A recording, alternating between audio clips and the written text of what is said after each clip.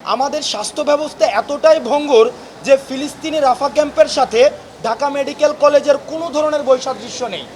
অর্থাৎ বিগত সরকার আমাদের এই স্বাস্থ্য খাতকে জানাজা করে দাফন কাফনও সম্পন্ন করে দিয়েছেন। এই ভঙ্গুর যে স্বাস্থ্য খাতকে সেটিকে আবার পুনর্জীবিত করতে হলে আমাদের ইনক্লুসিভ বিভিন্ন ডিসিশন প্রয়োজন, ইনক্লুসিভ পলিসি অ্যাডপশন প্রয়োজন। সেই জায়গা থেকে আজকে আমাদের হেলথের যিনি এডিজি মহোদয় ছিলেন ওনার সাথে আমার কথা হয়েছে এবং উনি এবং ঢাকা মেডিকেলের পরিচালক ওনাদের সাথে আমাদের ফলপ্রসূ আলোচনা হয়েছে। ওনারা আমাদের আশ্বস্ত করেছেন যদি লাল ফিতার দৌরাত্ম্য না থাকে, যদি রাজনৈতিক আধিপত্য না থাকে, যদি কোনো ধরনের পলিসি ম্যানিপুলেশন না থাকে, টেন্ডারবাজি বা মাফিয়াতান্ত্রিক যে প্রবণতা, স্বৈরতান্ত্রিক যে প্রবণতা সেটি যদি না থাকে, তাহলে 90 দিনের মধ্যে এই স্বাস্থ্য খাতকে ওনারা জনমুখী স্বাস্থ্য খাত হিসেবে আমাদেরকে উপহার দিতে পারবেন।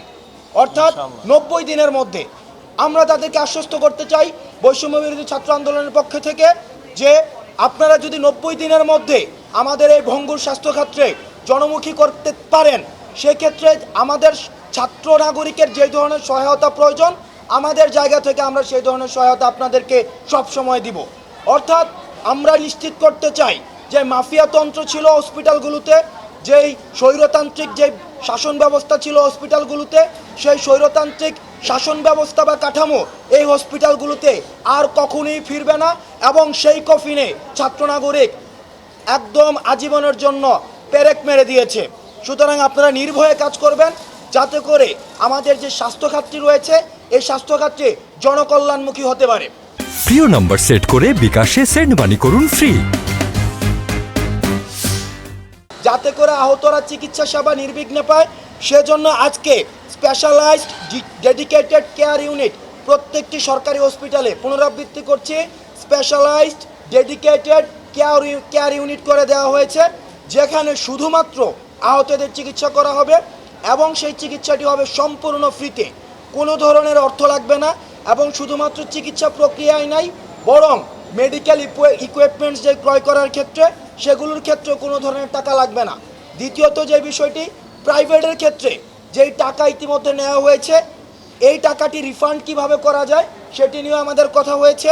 ওনারা আমাদের আশ্বস্ত করেছেন যারা ইতিমধ্যে প্রাইভেটের টাকা দিয়ে দিয়েছেন তাদের টাকাটি রিফান্ড করা হবে এবং পরবর্তীতে প্রাইভেটে আর কোনো ধরনের চিকিৎসার টাকা লাগবে না। অর্থাৎ আমরা যদি দেখি আহতদের চিকিৎসার সরকারি এবং বেসরকারি খাতের যেই সেবাটি রয়েছে সেই সেবাটি সম্পূর্ণভাবে ফ্রি করে দেওয়া হয়েছে, আজকে থেকে সম্পূর্ণভাবে ফ্রি।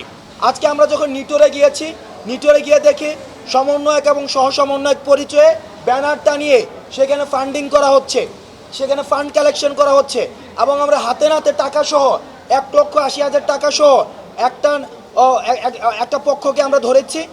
আমরা স্পষ্ট করে দিতে চাই বৈষম্য বিরোধী ছাত্র আন্দোলন 5 জুন থেকে যখন আন্দোলনটি করছে আজকে পর্যন্ত আমরা কোনো ধরনের আর্থিক লেনদেনের সাথে সম্পর্কিত না, একটা টাকাও আমরা আর্থিক লেনদেনের সাথে সম্পর্কিত না।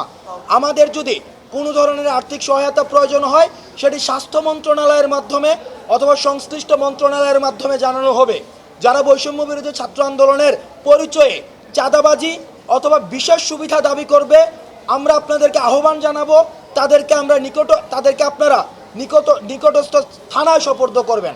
90 দিনে স্বাস্থ্য খাতের মধ্যে যে ভিজিবল পরিবর্তনটি আনবেন ওনারা আমাদেরকে কমিটমেন্ট দিয়েছেন যে স্বাস্থ্য মন্ত্রণালয় দৃশ্যমান পরিবর্তন আনবেন এবং স্বাস্থ্য খাতকে জনমুখী করবেন এবং সেই 90 দিনের কাউন্টডাউন আজকে থেকে শুরু হচ্ছে।